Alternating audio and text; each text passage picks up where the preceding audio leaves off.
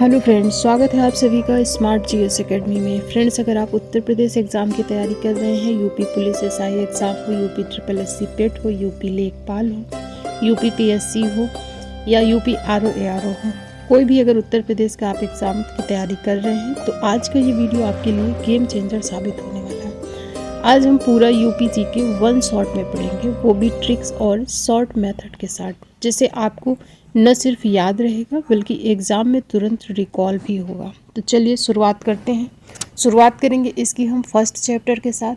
इसकी शुरुआत करते हैं इसके नाम से।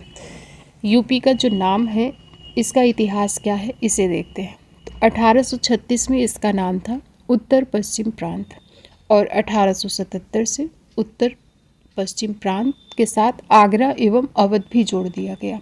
तो 1836 से 1877 तक रहा इसका नाम उत्तर पश्चिम प्रांत। फिर इसके नाम के आगे उत्तर पश्चिम प्रांत तो था ही, आगरा और अवध भी जोड़ दिया जाता है।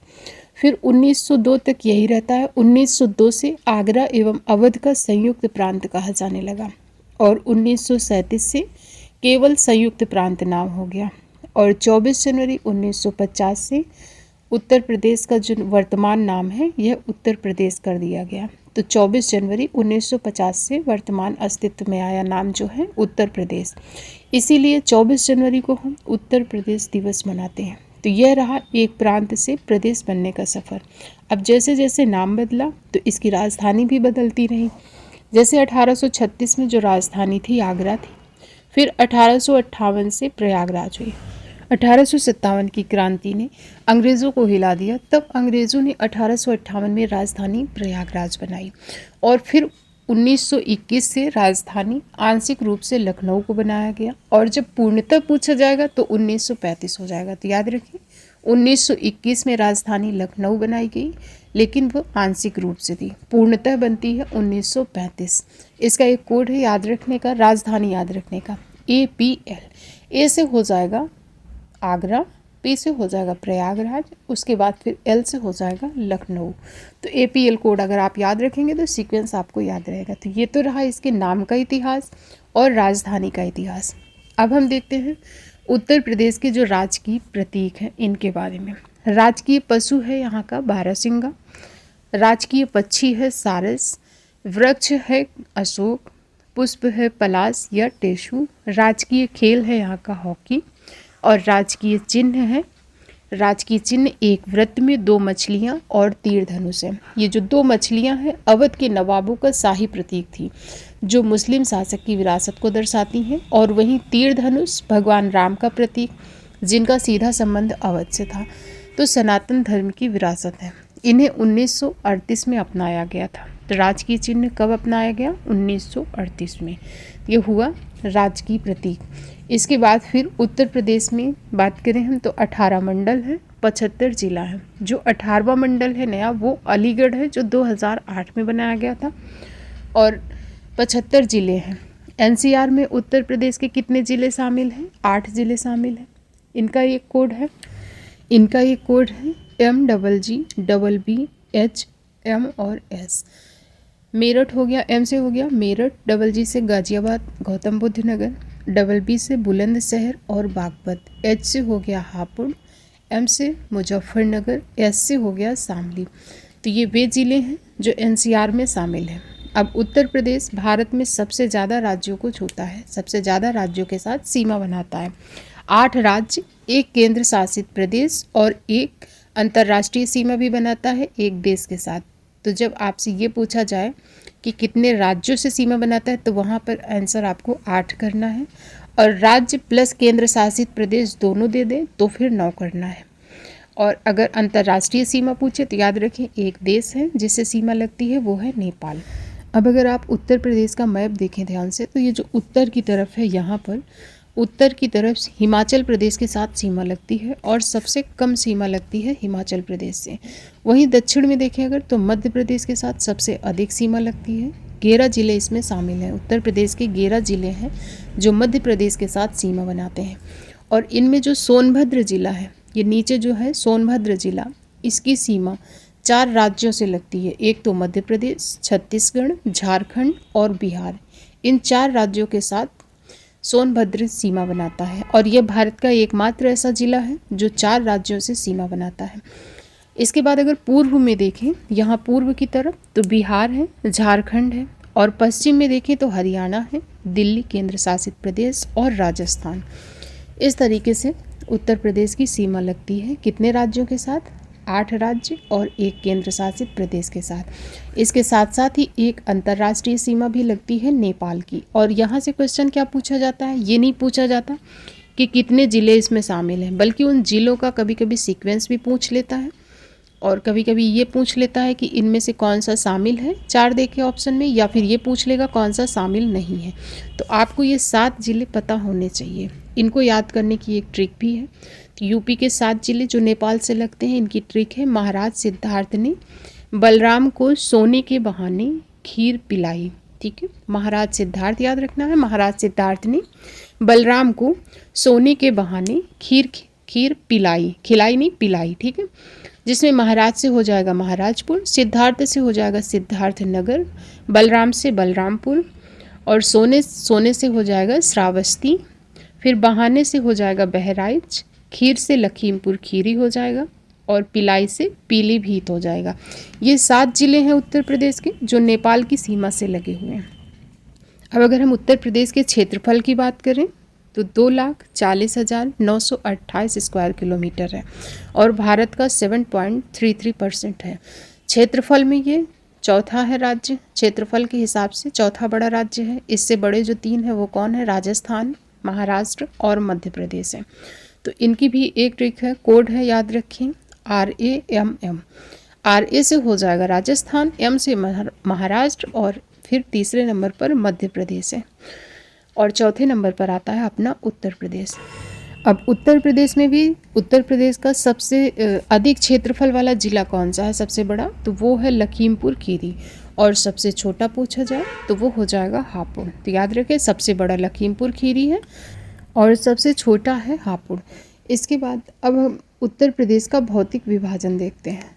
उत्तर प्रदेश का भौतिक विभाजन इसे 3 मुख्य रीजन में बांटा गया है। पहला है भाबर, दूसरा है तराई का क्षेत्र, और बीच में गंगा यमुना का मैदान। सबसे नीचे दक्षिण का पठारी भाग है। उत्तर से ये दक्षिण का क्रम है जो मैंने बताया। सबसे ऊपर क्या है? ये हो गया भाबर, फिर है तराई का क्षेत्र, बीच में गंगा यमुना का मैदान आता है, और दक्षिण का पठारी भाग। तो उत्तर से दक्षिण का यही क्रम है। शुरुआत करते हैं हम इसकी भाबर से। भाबर क्या है? तो कंकड़ पत्थर वाला जो इलाका है, जब नदियाँ पहाड़ से पूरे वेग से उतरती हैं तो अपने साथ भारी कंकड़ पत्थर बहा कर लाती हैं, और नीचे जब आती हैं तो वहीं पर जमा कर देती हैं। तो जहाँ पर वो जमा कर देती हैं वो कंकड़ पत्थर भारी, वही क्षेत्र भाबर कहलाता है। क्योंकि ऊपर से वेग से नदियाँ आ रही हैं तो कंकड़ पत्थर बहा कर ले आएंगी, लेकिन आगे जब समतल है वहाँ पर बहा कर नहीं ले जा पाएंगी, तो वहीं पर जमा कर देंगी। तो वो हो गया जो बड़े बड़े कंकड़ और पत्थर वाला इलाका है, उसे भाबर कहते हैं। इसको याद करने की ट्रिक है, भाबर मतलब भारी, और भारी का मतलब जहाँ पर भारी कंकड़ पत्थर जमा है वही है भाबर। इसकी खासियत क्या है? यहाँ नदियाँ विलुप्त हो जाती हैं। भाबर क्षेत्र में नदियाँ बड़े बड़े पत्थरों के नीचे प्रवाहित होने लगती हैं और ये विलुप्त हो जाती हैं इस क्षेत्र में नदियाँ। यहाँ पर कृषि नहीं की जा सकती है। इसका जो विस्तार है सहारनपुर से कुशीनगर तक है इसका विस्तार। तो भाबर क्षेत्र याद रखें, यहाँ पर नदियाँ विलुप्त हो जाती हैं, बड़े बड़े पत्थर के नीचे प्रवाहित होने लगती हैं और यहाँ पर कृषि नहीं की जा सकती है। फिर जो दूसरा क्षेत्र आएगा वो है तराई। तराई में जो भाबर के ठीक नीचे वाला है दलदली क्षेत्र, यहाँ पर जो छिपी हुई नदियाँ हैं वो वापस ऊपर आकर के दिखने लगती हैं, उसे कहते हैं तराई। और यहाँ पर नमी बहुत ज़्यादा होती है, इसलिए यहाँ पर मच्छर भी बहुत होते हैं और इसलिए बीमारियाँ भी यहाँ पर होती हैं, जैसे कि जापानी बुखार। यहाँ पर इसका एग्जाम्पल है गोरखपुर में जापानी बुखार काफ़ी तेज़ी से फैलता है। कृषि, यहाँ पर कृषि अच्छी होती है, कृषि के लिए ये वरदान है ये ज़मीन। यहाँ पर गन्ना धान की पैदावार अच्छी होती है क्योंकि इनके लिए ज़्यादा पानी की आवश्यकता होती है गन्ना और धान के लिए, और यहाँ पर नमी अच्छी होती है। इस वजह से यहाँ पर जो कृषि है, कृषि के लिए यह भूमि वरदान है। कृषि यहाँ अच्छी होती है, ज़्यादातर यहाँ गन्ना और धान की पैदावार अच्छी होती है। इसका विस्तार देखें तो सहारनपुर से कुशीनगर तक। तो इसको कैसे याद करेंगे? तो इसकी ट्रिक है तराई। तराई मतलब तैरना। तो जहाँ पर पानी ज़्यादा होगा वहीं पर तैरना होगा। तो तराई को हम ऐसे याद रखेंगे। सबसे पहले भाबर, जहाँ पर बड़े बड़े कंकर पत्थर थे, नदियाँ नीचे विलुप्त हो गई थी। उसके बाद फिर तराई, और तराई के क्षेत्र में नदियाँ ऊपर दिखने लगती हैं, जो विलुप्त हो चुकी थी भाबर में वो अब ऊपर दिखने लगती हैं। फिर आता है गंगा यमुना का मैदान या दोआब, यह मध्य क्षेत्र होता है। अब सबसे बड़ी सबसे घनी आबादी वाला यही क्षेत्र होता है। इसका जो ढाल है उत्तर पश्चिम से पूर्व की तरफ है, झुका हुआ है, और यही वो कारण है जिससे गंगा यमुना घाघरा जैसी जो नदियां हैं बंगाल की खाड़ी में गिरती हैं, क्योंकि ढाल किधर है, ढाल है इसका उत्तर पश्चिम से पूर्व की ओर है, और इसी वजह से ये नदियां कहाँ जाती हैं, बंगाल की खाड़ी में जाती हैं। अब यहाँ जो मिट्टी है दो प्रकार की है। इस क्षेत्र में जो मिट्टी है दो प्रकार की पाई जाती है, एक तो है खादर, दूसरी है बांगर, और दोनों ही नदियों द्वारा लाई गई मिट्टी है। इनमें फ़र्क क्या है, तो खादर वो इलाका है जो नदी के बिल्कुल पास है। यहाँ प्रत्येक वर्ष बाढ़ आती है और बाढ़ का पानी अपने साथ मिट्टी लाता है और मिट्टी की ताज़ा परत बिछा जाती है। यहाँ पर जो जल आता है बाढ़ का वो क्या करता है, मिट्टी की परत बिछा जाता है। तो ये नई मिट्टी है, बहुत उपजाऊ होती है, इसमें पोषक तत्व भरपूर मात्रा में होते हैं। इसे क्या कहते हैं, खादर कहते हैं। याद कैसे करेंगे खादर और बांगर को, तो खादर यानी खाद, इसके नाम में ही लिखा हुआ है खाद, तो खादर यानी खाद, और खाद का मतलब जहाँ पर नई मिट्टी का क्षेत्र होगा वही होगा खादर। फिर है बांगर। बांगर क्या है, पुरानी जलोढ़ मिट्टी, जहाँ पहले बाढ़ का पानी पहुँचता था लेकिन अब नहीं पहुँचता है, तो पुरानी जलोढ़ मिट्टी जो ऊंचे इलाके हैं वो बांगर कहलाते हैं। वहाँ पर पहले कभी बाढ़ का पानी जाया करता था लेकिन अब नहीं पहुँचता है, हजारों साल से नई मिट्टी वहाँ पर नहीं जमी है, इसलिए इसकी जो उर्वरता है खादर की तुलना में बहुत कम होती है उर्वरता। और बांगर को कैसे याद करेंगे, बांगर और बंजर, इसको हम बंजर से याद करेंगे। बंजर यानी जो मिट्टी पुरानी हो चुकी है, बंजर पड़ी है, तो बांगर को ऐसे हम याद रखेंगे, खादर को खाद से याद रखेंगे। तो गंगा यमुना का जो मैदान दोआब क्षेत्र है, मध्य क्षेत्र, यहाँ पर दो प्रकार की मिट्टियाँ हैं, एक तो खादर, दूसरी बांगर। और इस मैदान का जो निर्माण हुआ है प्लेस्टोसिन युग में हुआ है, और इसकी गहराई यहाँ से जो जलोढ़ मिट्टी की परत है लगभग 4,000 से 6,000 मीटर तक की गहरी है। फिर हम देखते हैं दक्षिण का पठारी भाग यानी दक्षिणी क्षेत्र, और यह गोंडवाना लैंड का भाग है। पहला तो इम्पॉर्टेंट क्वेश्चन यही पूछा जाता है कि यह भाग किसका है, तो गोंडवाना लैंड का है। इसमें मुख्य रूप से झांसी, बांदा, हमीरपुर, महोबा, ललितपुर, चित्रकूट, मिर्ज़ापुर, सोनभद्र जैसे ज़िले आते हैं, जिन्हें हम बुंदेलखंड के नाम से जानते हैं। और जो जियोग्राफी है यहाँ की मध्य मैदान से बिल्कुल अलग है। यहाँ की जो जियोग्राफी है मध्य मैदान से बिल्कुल अलग है। यहाँ का जो ढाल है दक्षिण से उत्तर की ओर है, जबकि पूरे उत्तर प्रदेश का जो ढाल है उत्तर पश्चिम से दक्षिण पूर्व की ओर है। और इसका कारण यह है कि यह जो क्षेत्र है प्रायद्वीपीय पठार का हिस्सा है, और इसी वजह से इस क्षेत्र का जो ढाल है ना, इस क्षेत्र का ढाल दक्षिण से उत्तर की ओर है। ये चीज़ आपको याद रखना है कि जो दक्षिणी क्षेत्र है गोंडवाना लैंड का भाग है, और इसका जो ढाल है दक्षिण से उत्तर की ओर इसका ढाल है। और इसका कारण क्या है कि प्रायद्वीपीय पठार का जो ढलान है वो दक्षिण से उत्तर की ओर है, और ये जो भाग है प्रायद्वीपीय पठार का ही भाग है। इसी वजह से मध्य प्रदेश के पठार से निकलने वाली जो नदियां हैं चंबल, सिंध, बेतवा, केन, ये सब क्या है उत्तर की ओर प्रवाहित होती हैं और यमुना में मिल जाती हैं। इस क्षेत्र की भौगोलिक विशेषता भी बिल्कुल अलग है। यहाँ पर पथरीली ज़मीन है, पानी की कमी रहती है, और इन परिस्थितियों के कारण यहाँ वे फसलें हो सकती हैं जिन्हें कम पानी की आवश्यकता है, जैसे दलहन, तिलहन। तो याद कैसे करेंगे, इसकी ट्रिक है, फसल कौन सी होती है इसको याद कर सकते हैं। दाल में क्या होते हैं, पत्थर होते हैं। दाल में पत्थर होते हैं, उनको साफ़ करके दाल बनानी पड़ती है। तो पत्थर में दाल, दाल में पत्थर, ऐसे हम याद रखेंगे कि जो पथरीली ज़मीन है यहाँ पर जो फसलें होती हैं दलहन और तिलहन अधिक होती हैं, यानी बुंदेलखंड की ये प्रमुख फसल है। और इस पठारी भाग में बघेलखंड का भी कुछ हिस्सा आता है, और इस हिस्से की प्रमुख जो नदी है सोन नदी है। अब हम कुछ महत्वपूर्ण फैक्ट देखते हैं, जैसे उत्तर प्रदेश की लंबाई कितनी है, 650 किलोमीटर, चौड़ाई कितनी है, 240 है। तो याद रखिए लंबाई ज़्यादा है, चौड़ाई कम है। लंबाई 650, चौड़ाई 240। सोनभद्र यह एकमात्र जिला है जो 4 राज्यों की सीमा से लगा है। इसे पावर कैपिटल कहते हैं, पावर कैपिटल ऑफ इंडिया कहते हैं, क्योंकि यहाँ पर कोयले के विशाल भंडार हैं, इसी वजह से इसे पावर कैपिटल ऑफ इंडिया कहा जाता है सोनभद्र को। और सीमा इसकी 4 राज्यों से लगी है। 4 राज्य कौन से हैं? मध्य प्रदेश, छत्तीसगढ़, झारखंड और बिहार। उत्तर प्रदेश की सबसे ऊंची चोटी कौन सी है? तो अमसोट चोटी है, जो कि सहारनपुर में। आप देखें अगर मैप में ध्यान से, तो पहाड़ किधर की तरफ है? उत्तर की तरफ है। और यहाँ पर कौन सा ज़िला है? तो वो है सहारनपुर। तो यूपी के मैप में अगर आप टॉप पर देखें तो सहारनपुर है, तो चोटी भी कहाँ है? वहीं पर है। ऐसे आप याद रख पाएंगे। और नाम कैसे याद रख पाएंगे? तो उत्तर प्रदेश में आम की फसल काफ़ी अच्छी होती है, तो आम से हम याद रखेंगे अमसोट चोटी उत्तर प्रदेश की सबसे ऊंची चोटी है। इसके बाद फिर हम देखते हैं बीहड़ और अवनलिका अपर्दन। बीहड़ क्या है? जब पानी जमीन को काटकर गहरी नालियां बना देता है तो उसे बीहड़ कहते हैं, और इसे अवनलिका अपर्दन कहते हैं। यह शब्द इम्पॉर्टेंट है, याद रखें। करता कौन है? तो यहाँ जो नदियाँ हैं चंबल, यमुना। प्रभावित क्षेत्र कौन है इससे? इटावा सबसे ज़्यादा प्रभावित है और आगरा प्रभावित है। तो सबसे ज़्यादा याद रखें इटावा है बीहड़ क्षेत्र में। बुंदेलखंड में उत्तर प्रदेश के कितने ज़िले आते हैं?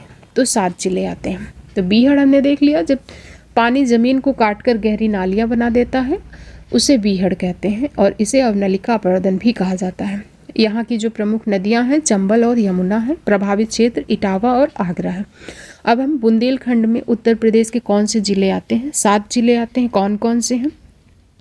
झांसी, ललितपुर, जालौन, हमीरपुर, महोबा, बांदा, चित्रकूट। ये ज़िले हैं। पूछा जाता है इनमें से कौन सा ज़िला शामिल नहीं है। आपको 4 ऑप्शन दे देगा, कौन सा शामिल है या नहीं शामिल है ये पूछा जाएगा। तो ये याद रखिए आप, झांसी, ललितपुर, जालौन, हमीरपुर, महोबा, बांदा और चित्रकूट ये शामिल हैं। ट्रिक है इसकी याद करने की, एक लाइन है, झांसी के ललित ने हमारे महोबा और बांदा का चित्र जालौन में बनाया। झांसी का कोई ललित नाम का लड़का है, तो उसने क्या किया? हमारे महोबा और बांदा का चित्र बनाया, वो भी कहाँ पर? जालौन में जा कर के बनाया। तो झांसी के ललित ने हमारे महोबा और बांदा का चित्र जालौन में बनाया। तो झांसी से झांसी हो गया, ललित से ललितपुर हो गया, और इसके बाद महोबा हो गया, बांदा हो गया, चित्र से चित्रकूट हो जाएगा, फिर जालौन हो जाएगा। इस तरीके से हम ये ज़िले याद रख सकते हैं। इसके बाद फिर अगला चैप्टर हम देखते हैं उत्तर प्रदेश की जलवायु, क्लाइमेट। उष्णकटिबंधीय मानसूनी जलवायु है। उष्णकटिबंधीय का अर्थ है गर्म इलाका है। प्रदेश कर्क रेखा के पास में है, इस वजह से गर्मी पड़ती है। और मानसूनी का अर्थ है यहाँ की जो बारिश है पूरी तरह से मानसूनी हवाओं पर निर्भर है। यहाँ पर जो ऋतुएं हैं 3 ऋतुएं हैं, ग्रीष्म ऋतु, वर्षा ऋतु और शीत ऋतु। जो ग्रीष्म ऋतु है मार्च से जून तक अत्यधिक गर्म व शुष्क इलाका है, और इसमें अगर पूछा जाए कि सबसे गर्म स्थान कौन सा है उत्तर प्रदेश का, तो आगरा और झांसी है।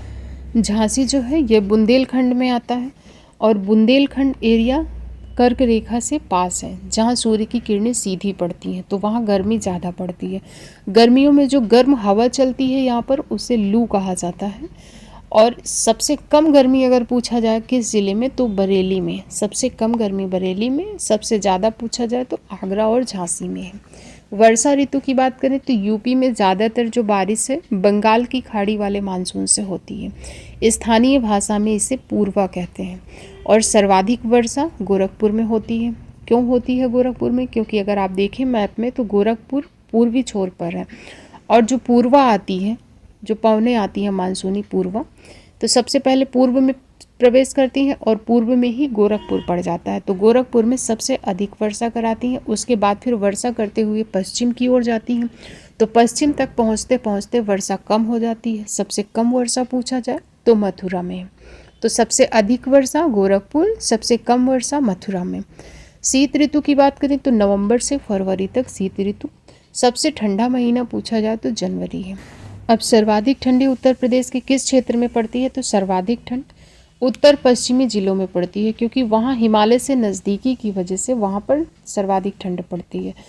अब इसके बाद ये जलवायु की बात हो गई। अब हम देखते हैं उत्तर प्रदेश की मिट्टियाँ। तो उत्तर प्रदेश की मिट्टियों के बारे में, यहाँ पर कई प्रकार की मिट्टियाँ हैं। पहले हम देखते हैं जलोढ़। जलोढ़ सबसे बड़े हिस्से में पाई जाने वाली मिट्टी है। आपसे पूछा जाएगा उत्तर प्रदेश के सबसे बड़े हिस्से में कौन सी मिट्टी पाई जाती है, तो वो है जलोढ़। और गंगा और यमुना, घाघरा जैसी नदियाँ पहाड़ों से गाद लाकर बहा कर लाती हैं और इस पूरे मैदानी इलाके में जमा देती हैं। इस मिट्टी में पोटास चूना तो अधिक होता है, लेकिन नाइट्रोजन और फास्फोरस की कमी होती है। तो याद रखिए, जलोढ़ मिट्टी में अधिक क्या है? पोटास और चूना। कमी किसकी है? नाइट्रोजन और फास्फोरस की कमी है। तो इस कमी को पूरा कौन करता है? नाइट्रोजन की कमी यूरिया पूरी कर देती है और फास्फोरस की कमी डीएपी पूरी कर देती है। तो इस जलोढ़ मिट्टी के भी दो रूप हैं। हमने पीछे भी देखा कि जलोढ़ मिट्टी के दो रूप हैं, खादर और बांगर। खादर यानी कि नई जलोढ़, जिसको हमने खाद से लिंक करके याद किया कि ये नदी के किनारे वाले निचले इलाकों में मिलती है, जहाँ पर प्रत्येक वर्ष बाढ़ का पानी नई मिट्टी बिछा जाता है। वहीं जो बांगर है, जो ऊंचे इलाके हैं वहाँ पर मिलती है, जहाँ पर अब बाढ़ का पानी नहीं पहुँचता है। तो बांगर को हमने बंजर से लिंक किया। अन्य महत्वपूर्ण मिट्टियाँ भी है। ये तो हो गई सबसे बड़े हिस्से में पाई जाने वाली मिट्टी जलोढ़। फिर अन्य महत्वपूर्ण मिट्टियाँ हैं, जैसे काली मिट्टी, इसी को करेल कहते हैं और स्थानीय नाम में इसे रेंगुर भी कहते हैं। इसकी खास बात यह है कि यह पानी को सोखकर मिट्टी में लंबे समय तक नमी बनाए रखती है, जो कपास के लिए बहुत उपयोगी है। तो काली मिट्टी किसके लिए उपयोगी है? कपास के लिए है। इसके बाद फिर है लाल मिट्टी। लाल मिट्टी मिर्ज़ापुर में पाई जाती है। इसको याद कैसे रखेंगे? पूछा जाता है जिला। तो मिर्ज़ापुर वेब सीरीज़ देखा होगा, उसमें बहुत खून खराबा होता है, खून खराबा लाल यानी। तो मिर्ज़ापुर से ऐसे याद रखेंगे हम कि वहाँ पर लाल मिट्टी पाई जाती है। ये जलोढ़ जितनी उपजाऊ नहीं होती है और इसका जो रंग है लाल, वो आयरन ऑक्साइड की वजह से लाल होता है। यहाँ मोटे अनाज की फसलें उगाई जाती हैं। फिर है लवड़ी या क्षारीय मिट्टी। इसका जो स्थानीय नाम है, इसे रेह, बंजर या कल्लर भी कहा जाता है। जब खराब जल निकासी हो या बहुत ज़्यादा सिंचाई की वजह से पानी भाप बन के उड़ जाता है और नमक की परत बिछा जाता है, तो उस मिट्टी को कहते हैं लवड़ी और क्षारीय मिट्टी। स्थानीय नाम में इसे रेह, बंजर और कल्लर कहते हैं। सॉल्यूशन क्या है इसका? तो जिप्सम का प्रयोग। यह मिट्टी की जो संरचना को है सुधारता है। तो याद रखें, लवड़ी या क्षारीय मिट्टी को कैसे सुधारा जा सकता है? जिप्सम का प्रयोग करके इसे सुधारा जा सकता है। इसके बाद फिर है, अब हम देखते हैं मृदा अपरदन के बारे में। ये तो हो गई उत्तर प्रदेश की प्रमुख मिट्टियाँ। अब हम देखते हैं मृदा अपरदन यानी मिट्टी का कटाव। ये दो तरीके से होता है। एक तो जलीय अपरदन होता है, दूसरा वायु अपरदन होता है। जलीय अपरदन, इससे सबसे ज़्यादा जो प्रभावित इलाका है वो है इटावा, और नदियाँ कौन सी हैं? चंबल और यमुना। इसे अवनलिका अपरदन कहते हैं। इसमें तेजी से बहता हुआ पानी मिट्टी को काटकर गहरी नालियाँ बना देता है और समय के साथ ये नालियाँ और गहरी होकर के बीहड़ का रूप ले लेती हैं, बीहड़ बन जाती हैं। तो इसमें नदियों के नाम याद रखें, चंबल और यमुना नदी है, और सबसे ज़्यादा प्रभावित जो इलाका है वो इटावा है। फिर है वायु अपरदन। वायु अपरदन यानी हवा से मिट्टी का कटना। यह उत्तर प्रदेश के पश्चिमी हिस्से में मुख्य रूप से आगरा और मथुरा में होता है। तो अब यहाँ पर एग्ज़ाम पॉइंट क्या है हम देखते हैं। सबसे ज़्यादा बारिश गोरखपुर में, सर्वाधिक गर्मी आगरा और झांसी में, और सबसे कम बारिश मथुरा में। काली मिट्टी का जो नाम है वह क्या है? करेल। और मिट्टी का जो कटाव है सबसे अधिक कहाँ पर है? आगरा और मथुरा में। यहाँ तक हमने कंप्लीट कर लिया। इसके बाद जो हमारा नेक्स्ट चैप्टर है वो है उत्तर प्रदेश की नदियाँ। उत्तर प्रदेश की नदियाँ, इन्हें हम 3 भागों में बांट के पढ़ेंगे। पहला हिमालयी नदियाँ, दूसरा मैदानी नदियाँ, तीसरा पठारी नदियाँ। हिमालयी नदियाँ ये सदानीरा होती हैं, वर्ष भर पानी रहता है इसमें। ये हिमालय के ग्लेशियर से जन्म लेती हैं और इसी वजह से इनमें वर्ष भर पानी रहता है। इसमें आती हैं गंगा, यमुना, गंडक, घाघरा और रामगंगा नदियाँ। ये क्या हैं? हिमालयी नदियाँ हैं। वहीं अगर मैदानी नदियों की बात करें तो ये उत्तर प्रदेश के मैदानों से ही निकलती हैं, किसी झील से या फिर किसी दलदली इलाके से निकलती हैं, और इन नदियों का जो स्रोत है वर्षा जल पर यह निर्भर होती हैं और इसी वजह से वर्ष भर इनमें पानी नहीं रहता है। फिर है पठारी नदियाँ, जो दक्षिण मध्य प्रदेश या पठार से निकलती हैं, आती हैं और गर्मियों में अक्सर सूख जाती हैं, जैसे चंबल, बेतवा, केन, सोन और टोंस। ये पठारी भाग से निकलकर उत्तर की ओर प्रवाहित होती हैं। तो ये हो गई पठारी नदियाँ। अब इन नदियों के बारे में जो इम्पोर्टेंट है उन्हें हम देखते हैं। सबसे पहले है गंगा नदी। उत्तर प्रदेश की सबसे लंबी नदी है और उत्तर प्रदेश में ये 1450 किलोमीटर प्रवाहित होती है। वैसे गंगा की लंबाई कितनी है? 2525 किलोमीटर की है, लेकिन उत्तर प्रदेश में कितना प्रवाहित होती है? 1450 किलोमीटर। और उत्तर प्रदेश की सबसे लंबी नदी है। प्रवेश कहाँ से करती है उत्तर प्रदेश में? तो कई बार पूछा गया है, ये बिजनौर से करती है। प्रवेश करती है बिजनौर से और निकास है इसका बलिया से। तो दोनों ही बी से हैं, बी से बिजनौर, बी से बलिया, याद रखना। और कानपुर गंगा के किनारे बसा सबसे बड़ा शहर है। गंगा के किनारे कुछ और शहर भी हैं, जैसे वाराणसी, प्रयागराज, मिर्ज़ापुर, गाजीपुर। अब पूछा जाता है कि गंगा की पहली सहायक नदी कौन सी है? तो गंगा की पहली सहायक नदी है रामगंगा नदी, जो कन्नौज में गंगा से मिलती है। और गंगा मैदानों में प्रवेश कहाँ से करती है? हरिद्वार से करती है। ठीक है, तो ये हुई गंगा के बारे में कुछ जानकारी उत्तर प्रदेश के हिसाब से।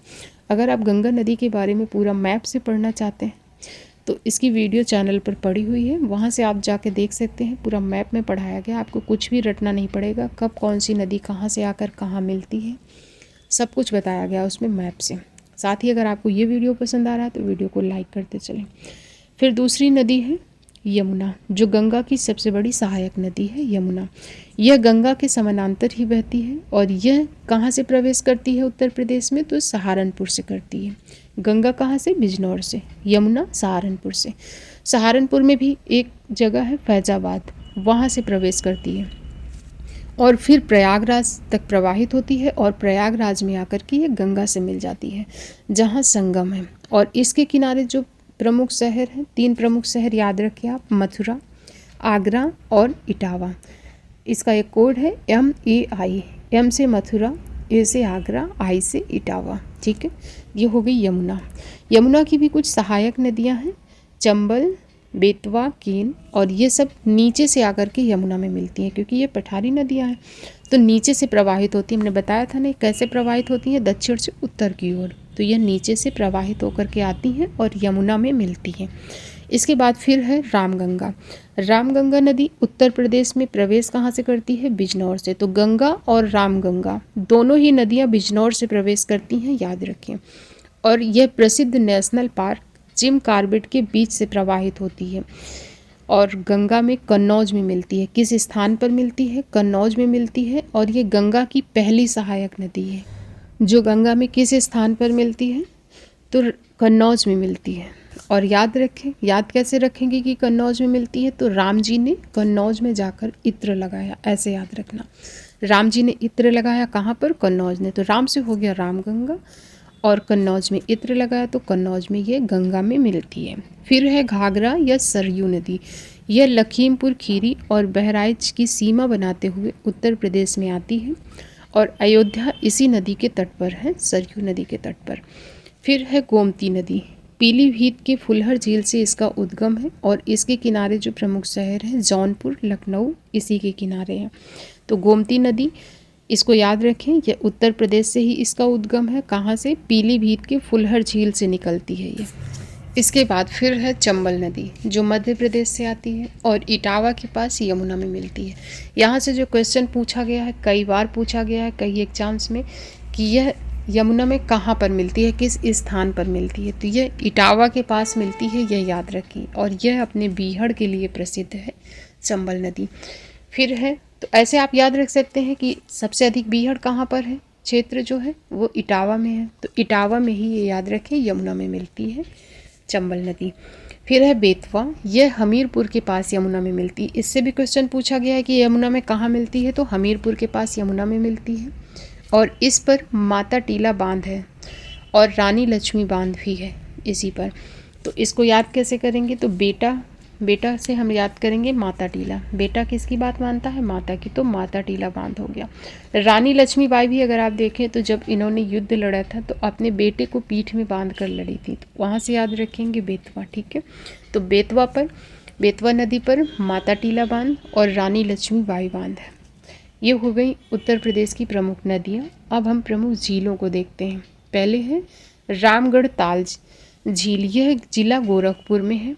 और फिर है बखीरा झील, यह संत कबीर नगर में है। याद कैसे करेंगे बखीरा झील को? तो आपको याद होगा कि कबीर की जो वाणी है उस पर बखेड़ा खड़ा हो जाता था। तो बस वहीं से हमको याद रखना है, कबीर की वाणी पर बखेड़ा खड़ा हो जाता था। बखेड़ा से हो जाएगा बखीरा झील और कबीर से हो गया संत कबीर नगर में ये है। और यह आर्द्र भूमि है, यानी रामसर साइड भी है बखीरा झील। फिर है कीठम झील, यह सुर सरोवर पक्षी अभ्यारण्य भी कहते हैं, यानी कि सुर सरोवर पक्षी अभ्यारण्य के नाम से भी इसको जाना जाता है। कीठम झील को है कहाँ पर, आगरा में है। कैसे याद करेंगे, तो सुर सरोवर, तो सूरदास जी कहाँ के थे, आगरा के थे, वैसे याद रखेंगे सुर सरोवर पक्षी अभ्यारण्य कहाँ है, आगरा में है। इसे कीठम झील के नाम से भी जानते हैं। इसके बाद फिर है बड़ा ताल। बड़ा ताल यह शाहजहाँपुर में है। तो शाहजहाँ ने क्या किए थे, बड़े बड़े महल बनवाए थे, बड़ा ताल बनवाया था। इसे याद रखना है कि बड़ा ताल कहाँ है, शाहजहाँपुर में है। इस तरीके से हम ये झीलें याद रखेंगे। इसके बाद कुछ अगले चैप्टर में जाने से पहले हम कुछ एग्जाम बूस्टर तथ्य हैं, इनको देखते हैं। जैसे कि सोन नदी, इसे स्वर्ण नदी भी कहते हैं और ये माना जाता है कि इसकी रेत में सोने के कण पाए जाते थे, इसी वजह से इसका जो नाम है सोन नदी है और यह सोनभद्र से गुजरती है। इसके बाद केन बेतवा लिंक परियोजना मोस्ट इम्पॉर्टेंट है। ये भारत की पहली राष्ट्रीय नदी जोड़ो परियोजना है। इसका मुख्य उद्देश्य है केन नदी के पानी को एक नहर के जरिए बेतवा नदी में पहुंचाना, ताकि बुंदेलखंड एरिया में पानी की कमी को दूर किया जा सके। तो इस चीज़ को आपको याद रखना, जो केन बेतवा लिंक परियोजना है ये भारत की पहली राष्ट्रीय नदी जोड़ो परियोजना है, जो कि केन नदी के पानी को एक नहर के जरिए कहाँ पहुँचाना है, बेतवा नदी में पहुँचाना है। फिर है गंगा यमुना सरस्वती संगम, जो प्रयागराज में प्रत्येक 12 वर्ष में यहाँ पर महाकुंभ का आयोजन होता है, जो 2025 में हो चुका है अभी। इसके बाद अब हमारा नेक्स्ट चैप्टर है टाइगर रिजर्व। उत्तर प्रदेश में कुल कितने टाइगर रिजर्व हैं, 4 हैं। चारों को हम लोग याद करेंगे आसानी से। इसकी ट्रिक है कि पीली रानी को अमन ने दूध पिलाया, ऐसे हमें याद रखना है। पीली रानी को अमन ने दूध पिलाया, तो पीली से हो जाएगा पीलीभीत, रानी से हो जाएगा रानीपुर, अमन से हो जाएगा अमानगढ़ और दूध पिलाया तो दुधवा टाइगर रिजर्व हो जाएगा, जो लखीमपुर खीरी में है। पीलीभीत में है। रानीपुर कहाँ है, चित्रकूट में है और ये 53वां टाइगर रिजर्व बना था, उत्तर प्रदेश का सबसे नया टाइगर रिजर्व है। अमानगढ़ बिजनौर में है और दुधवा टाइगर रिजर्व लखीमपुर खीरी में है। जो अमानगढ़ है ये जिम कॉर्बेट का बफर जोन है, इससे ये याद रखना। जिम कॉर्बेट का बफर जोन कौन सा है, अमानगढ़ टाइगर रिजर्व है। इसके बाद हम उत्तर प्रदेश के पक्षी विहार देखते हैं। तो उत्तर प्रदेश में 14 पक्षी विहार हैं, इनको हम समझते हैं। पहला है नवाबगंज और इसका जो नया नाम है शहीद चंद्रशेखर आज़ाद नाम है नवाबगंज का, उन्नाव में ये है। और इसको याद कैसे करेंगे, तो ट्रिक है इसकी, नवाबों की नाव। नवाबों को शौक था नाव में घूमने का, नाव में सैर करने का, तो नवाब से हो जाएगा नवाबगंज और नाव में सैर करने का शौक था तो उन्नाव हो जाएगा। फिर है लाख बहोसी, जो कन्नौज में है और सबसे बड़ा है, ये सबसे बड़ा पक्षी विहार है उत्तर प्रदेश का। तो इसके नाम में ही लाख लिखा है, नाम से ही बड़ा लग रहा है, लाख है ना। तो लाख बहोसी है कहाँ पर, कन्नौज में। याद कैसे करेंगे, तो ट्रिक है इसकी कि जहाँ लाखों इत्र की खुशबू आती है। कन्नौज को क्या कहते हैं, इत्र का नगर कहते हैं, खुशबू का शहर कहते हैं। तो यहाँ पर क्यों कहते हैं, क्योंकि यहाँ पर लाखों इत्र की खुशबू आती है। तो लाखों से हो जाएगा लाख बहोसी, है कहाँ पर, कन्नौज में है और नाम में ही लाख लगा है, इसलिए सबसे बड़ा उत्तर प्रदेश का सबसे बड़ा पक्षी विहार है लाख बहोसी। फिर है सांडी पक्षी विहार, यह है हरदोई में। तो याद कैसे करेंगे, सांडी को हम सांड से लिख करेंगे। सांड से हर कोई डरता है, सांड अगर निकल रहा हो तो हर कोई उससे डरता है, तो हर कोई डरता है तो हर से हो जाएगा हर कोई से हरदोई हो जाएगा और सांड से सांडी पक्षी विहार। फिर है बखीरा पक्षी विहार, तो इसको हम वैसे ही याद करेंगे जैसे पिछले याद किया था पीछे हमने कि संत कबीर नगर में है बखीरा पक्षी, क्योंकि कबीर की जो वाणी थी उसमें बखीरा खड़ा हो जाता था, तो बखीरा से बखीरा हो जाएगा। बखीरा पक्षी विहार संत कबीर नगर में है। उत्तर प्रदेश का सबसे छोटा पक्षी विहार कौन सा है, तो उत्तर प्रदेश का सबसे छोटा पक्षी विहार है पटना पक्षी विहार, जो एटा में है। इसके बाद है शेखा पक्षी विहार और इसे याद कैसे करेंगे, तो शेख साहब का ताला काफ़ी बड़ा था, ऐसे हम याद करेंगे। शेख साहब काफ़ी बड़ा ताला लगाते थे, तो शेख से हो जाएगा शेखा झील, और ताला, तालों की नगरी किसे कहते हैं? अलीगढ़ को, तो अलीगढ़ हो जाएगा। और ये अपडेटेड है। सबसे पहले जो था, तो सबसे छोटा पक्षी विहार हो गया पटना पक्षी विहार जो एटा में है, और सबसे बड़ा हो गया लाख बहोसी पक्षी विहार जो कन्नौज में। फिर है पटना पक्षी अभ्यारण्य, पटना पक्षी विहार जो कहाँ पर है? एटा में है। फिर है पार्वती अर्गा जो गोंडा में है, तो पार्वती अर्गा गोंडा याद कैसे करेंगे? तो पार्वती जी किसकी पत्नी थी? गॉड की पत्नी थी, भगवान शिव की पत्नी थी, यानी गॉड की थी, तो गॉड से हो जाएगा गोंडा। पार्वती अर्गा कहाँ पर है? गोंडा में है। फिर है ओखला पक्षी विहार, यह गौतम बुद्ध नगर में है, तो ओखली में सिर दिया बुद्ध को पाने के लिए, ऐसे याद रखेंगे। तो गौतम बुद्ध नगर में है ओखला पक्षी विहार। एक बार रिवीजन करेंगे। नवाबगंज जिसका नया नाम है शहीद चंद्रशेखर आज़ाद, ये कहाँ है? उन्नाव में, क्योंकि नवाबों को नाव की सैर करने का शौक था, तो उन्नाव। लाख बहोसी उत्तर प्रदेश का सबसे बड़ा है, क्योंकि नाम में ही लाख लिखा है, तो सबसे बड़ा है। याद करेंगे कैसे? लाखों, जहाँ पर लाखों इत्र की खुशबू है वो है कन्नौज, तो लाख बहोसी कन्नौज। सांडी हरदोई, क्योंकि सांड से हर कोई डरता है, तो सांडी हरदोई। फिर बखीरा पक्षी विहार संत कबीर नगर में, क्योंकि कबीर की वाड़ी में बखेरा खड़ा हो जाता था, तो बखीरा हो गया। फिर सबसे छोटा पक्षी विहार शेखा झील जो अलीगढ़ में है, क्योंकि शेख साहब का जो ताला है सबसे बड़ा था, और ताला कहाँ का है? अलीगढ़ का, तो शेखा झील है अलीगढ़ में। और उत्तर प्रदेश का सबसे छोटा पक्षी विहार पटना पक्षी विहार जो है कहाँ पर?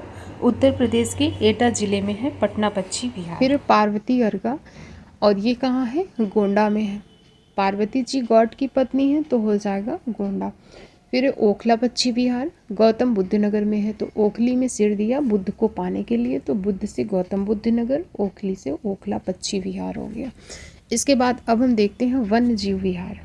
तो उत्तर प्रदेश का वन्य जीव, सबसे पहला वन्य जीव विहार कौन सा है? चंद्रप्रभा वन्य जीव विहार है, जो 1957 में, और है कहाँ पर? चंदौली में है, तो चा से चंदौली और चा से ही चंद्रप्रभा, याद रहेगा आपको। फिर है यहाँ पर हमें जो वन्यजीव विहार है इम्पोर्टेंट क्या याद रखना है? सबसे पहला पूछा जाएगा आपसे, सबसे बड़ा पूछा जाएगा, सबसे छोटा पूछा जाएगा। तो सबसे पहला तो हो गया चंद्रप्रभा जो चंदौली में है। सबसे बड़ा कौन सा है वन्यजीव विहार? हस्तिनापुर वन्यजीव विहार। तो हस्ती किसे कहते हैं? हाथी को कहते हैं, हाथी को हस्ती भी कहते हैं। तो हस्ती बड़ा जानवर होता है, हाथी यानी बड़ा जानवर होता है हस्ती, तो हस्ती से हो जाएगा हस्तिनापुर वन्यजीव विहार जो सबसे बड़ा है उत्तर प्रदेश का। सबसे छोटा कौन सा है? महावीर स्वामी जो ललितपुर में है। तो महावीर जी अहिंसक थे, वे छोटा से छोटा जीव भी नहीं मारते थे। उनकी कोशिश क्या रहती थी? छोटा से छोटा जीव भी उनकी वजह से मर ना पाए। तो महावीर से याद रखेंगे महावीर स्वामी, जो कहाँ पर है? ललितपुर में है महावीर स्वामी वन्यजीव विहार ललितपुर में, और छोटा से छोटा जीव नहीं मारते थे, इस वजह से याद रहेगा आपको कि वह सबसे छोटा वन्यजीव विहार है। कुछ अन्य हैं जैसे कछुआ विहार है वाराणसी में, किशनपुर है लखीमपुर में। तो किशन जी को खीर पसंद थी, दूध के आइटम पसंद थे कृष्णा जी को, तो ऐसे याद रखेंगे कि किशन जी को खीर पसंद थी, तो खीर से लखीमपुर खीरी हो जाएगा। कतरनिया घाट बहराइच में है, तो बहरे लोग बात करने से कतराते हैं क्योंकि उनको सुनाई तो देता नहीं है, तो वो क्या करते हैं? बहरे लोग कतराते हैं कि उनसे कोई बात न करें, तो बहरे लोग से हो जाएगा बहराइच, और कतराते हैं से कतरनिया घाट हो जाएगा। तो ये हो गए उत्तर प्रदेश के प्रमुख वन्य जीव विहार। इसके बाद जो उत्तर प्रदेश में कुछ वृक्ष हैं, पेड़ हैं, उनका आर्थिक उपयोग है, और डायरेक्ट यहाँ से क्वेश्चन पूछ लिया जाता है।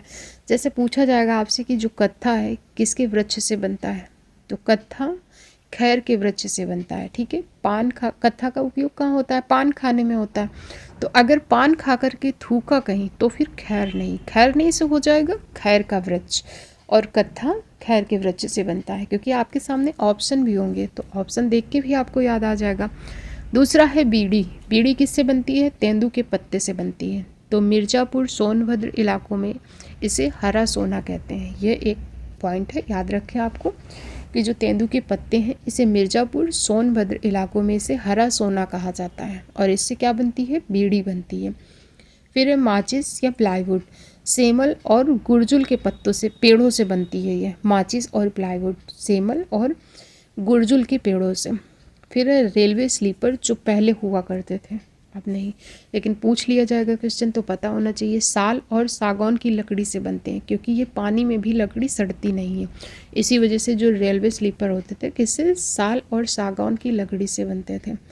फिर है तारपीन का तेल, ये चीड़ यानी पाइन के पेड़ से बनता है और पहाड़ी इलाकों में ये मिलता है तारपीन का तेल।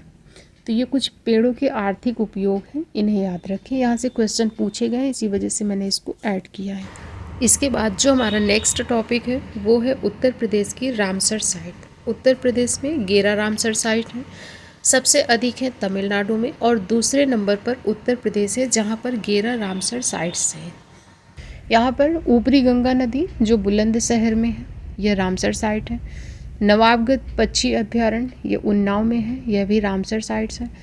पार्वती अर्गा पक्षी अभ्यारण्य जो गोंडा में है, इनके नाम और जो लोकेशन है हम लोगों ने ट्रिक से याद कर लिया है, तो अभी सिर्फ पढ़ेंगे। पार्वती अर्गा पक्षी अभ्यारण्य गोंडा में है, यह भी रामसर साइट है। समन पक्षी अभ्यारण्य मैनपुर में है, यह भी रामसर साइट है। और समन और मैन दोनों मिलते जुलते हैं, इसे याद रखेंगे। समन पक्षी अभ्यारण्य मैनपुर में। फिर है समसपुर पक्षी अभ्यारण्य रायबरेली में है ये। सांडी पक्षी अभ्यारण्य हरदोई में है, क्योंकि सांड से हर कोई डरता है तो हरदोई हो गया। फिर है सुर सरोवर या कीथम झील जो कि कहाँ पर है, आगरा में। सरसई और सरसई नवर झील ये कहाँ पर है, ये भी इटावा में। हैदरपुर आर्द्रभूमि जो बिजनौर और मुजफ्फरनगर में, हैदरपुर वेटलैंड। फिर है बखीरा वन्यजीव जो संत कबीर नगर में है, 2022 में इसे घोषित किया गया था। तो बखीरा कबीर की वाणी से बखेरा हो जाता है, तो बखीरा वन्यजीव अभ्यारण्य रामसर साइट भी है और है कहाँ पर, संत कबीर नगर में है। तो आज के वीडियो में इतना ही रखते हैं, यह पार्ट 1 है, नहीं तो वीडियो काफ़ी लंबा हो जाएगा, क्योंकि अभी काफ़ी सारी चीज़ें हैं, जैसे उत्तर प्रदेश की सिंचाई परियोजना है, उत्तर प्रदेश का इतिहास है और वनावरण क्षेत्र है जो रिपोर्ट आई है नई, उसके हिसाब से इन सबको हम लोग सेकंड पार्ट में कवर करेंगे। वीडियो आपको कैसा लगा है, समझ में आया है, याद हुआ है तो कमेंट करके ज़रूर बताएं। साथ ही आप ये भी बता सकते हैं कि आपको नेक्स्ट वीडियो किस टॉपिक पर चाहिए।